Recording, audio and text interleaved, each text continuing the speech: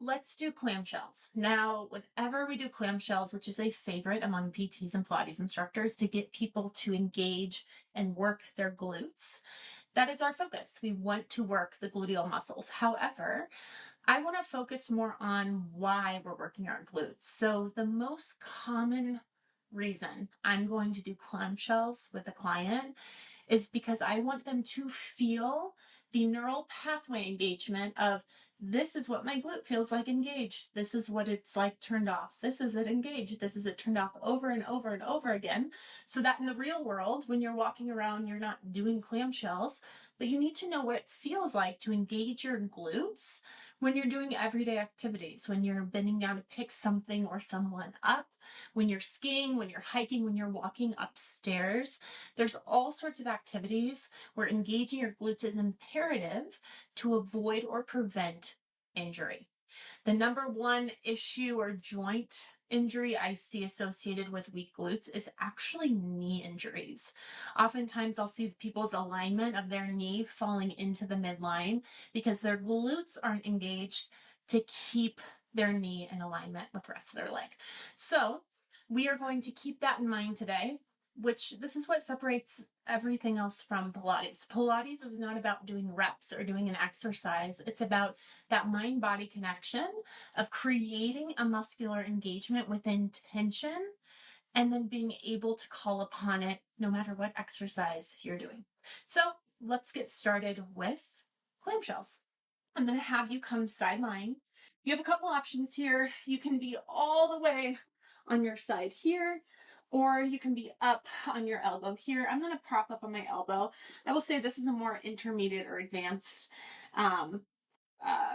example because you're not letting your hip or your waistline drop. You're pulling up and in. So it's also engaging your oblique to maintain good stability through that upper body, that trunk, even though we are focusing on our clamshell. So I want knees at 90 degrees, a right angle, and then I want my feet in line with my spine. So I'm going to move them right back here. I'm going to hold my top hip because what it's going to do, it's going to remind me to not let this hip sink back. I'm going to keep this hip forward. Another reminder for that is my knees are level. If your top knee slides back past your bottom knee, then that means your hips are not level. So I'm going to hold myself here. I'm going to pull my core and I'm going to avoid this feeling. Okay, I'm going to pull my shoulder down away from my ear. Now I'm going to focus on external rotation in my top leg. So I'm going to open my hip. Now, a lot of times I see people do clamshells like this. I don't love what happens with the feet there. If I'm externally rotating my leg, I'm going to externally rotate my entire leg, including my foot, keeping my knee, my hip, and my foot in alignment, and then close. We're going to do that again. So we're going to do a few of these. If you do not feel your glutes working, bring your hand on your thigh, press into your hand, press your hand into your thigh, create that engagement to feel the side of your butt lighting up. We'll do a couple more. I'm not even really keeping count. I'll say 3 more here. 3. My recommendation is 10. 2. Last one. I'm going to hold here. Now I'm going to pulse. Pulse. There's no bouncing. This is not quick. I'm slowly engaging the glute, releasing an inch. Engaging, releasing an inch. 4 more. I'm staying lifted. 3. My toes are apart. My heels are together. Last one. 1. And then I rest. Now, this is where I like to add to my clamshell. So I'm going to come on down here. I'm going to open, and then I'm going to keep my thigh still, extend the lower leg out of my thigh. Again, my second toe, I could draw a line up to the middle of my kneecap, all the way to my hip. Holding my hip to avoid falling back. I'm going to go heels back together, knees together. That was 1. So we're going to open, extend, heel to heel, knee to knee. Open, extend, heel to heel, knee to knee. Now, if I'm being super picky about moving, I'm going to maybe come down here and create length through here by lifting my waistline up just a little bit. This way, I'm keeping my upper body engaged, my core and my upper body stable. So it just adds more work. That's the thing about Pilates. We can always make it harder. It's a life lesson. You can always make life harder. Very rarely is that worth it. Okay. No one likes suffering. However, why not challenge ourselves while we're already doing body movement to engage our core and practice really good posture? Let's do one more. Open, extend, heel to heel, knee to knee. You should be feeling that side. The other thing I love about clamshells is, again, we're practicing that external rotation of your femur, which oftentimes people with tight hips have very restricted range of motion. This is a good way of encouraging mobility in that femur hip joint and getting or encouraging a greater range of motion. So let's add to it. We were going into external. Now I want to start an internal and then go into external. So I'm creating negative space to make a bigger movement, bigger range of motion. I'm going to hover my feet. So now if you look at my top leg, I'm in internal rotation, right? So here's my internal, here's my external. So I'm going to start here. I'm going to hold my hip. I'm going to pull my ribs in. And then from here, keeping my heels together, I'm going to open external and close. So I'm going through full range of motion here. I even pass through what would be parallel and then external rotation coming all the way into internal. I always tell people, don't skip the internal. They want to pause here. No, go all the way. We want to use that full range of motion of the hip joint. Good. We're going to keep this top hip nice and long. The other thing you're being mindful of is not letting that hip sneak back, right? We want to make sure that our knees are level when they come together. 3, we'll do 2 more.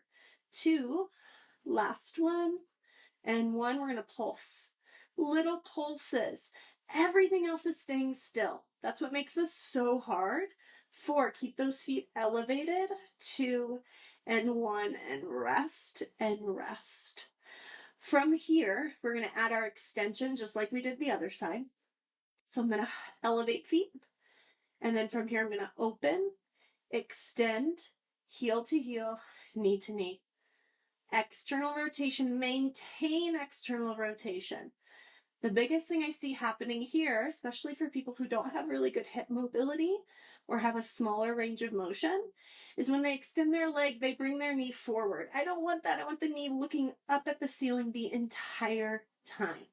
Here's 5, heel to heel, knee to knee. We're going to do 5 more. Control, control, control. So as much as I'm counting reps, again, this isn't really about reps as much as it's about quality of work, quality of effort going through each aspect of the movement. We have 2 more. We'll open, hiya, heel to heel, knee to knee. Last one, keeping heels together, extend, heel to heel. Whew. And then rest. If you want to give yourself a little karate chop, you can, and then we'll get started on the other side. From here, same idea. I'm going to start up top. I like to show you the different variations. So we're starting up here. Again, we're not here. Okay. We're going to keep knees at 90 degrees. We're going to bring feet in line with the spine, hand on the top of the hip to keep the hips stacked, not letting this hip sneak back, right? Knees are level. From here, we just start with the clamshell, external and close. As I'm doing this, again, my whole leg is going into external rotation, including my ankle. 3 and close. 4 and close. Abs engaging. Again, upper body feeling super stable. Takes a little more effort, but that's what this is all about. Here's 4, close. 3, close. 2, feeling that engagement, feeling it relax. Feeling that engagement, feeling that relax. Let's open and hold. That was 10. We're going to do little pulses for 10 here. 8, 7, not letting this slouch. Pull it up. 4, control, no bouncing. 2 and 1, close. So now we're going to add our extension. Again, we can find a variation. You can keep your arm long if you want here too. That's an option. Again, keeping this hip from hiking. We're going to keep it down, have this lightness in the waist. We're going to open, extend, heel to heel, knee to knee. Open, hiya, heel to heel, knee to knee. Open, 3, heel, heel, knee, knee. Upper body's not moving. And I'm doing a really good job of keeping my neck relaxed. There's no reason that you should be tensing in your neck right now. Oftentimes, when people are engaging in their neck, could be a stress response, but it means you're not engaged in your core. If you're engaged in your core, then your neck should be able to just rest. We have 3 more. Extend, keeping that external rotation. 2 more. Extend, heel to heel, knee to knee. Last one. Heel to heel, knee to knee, pause.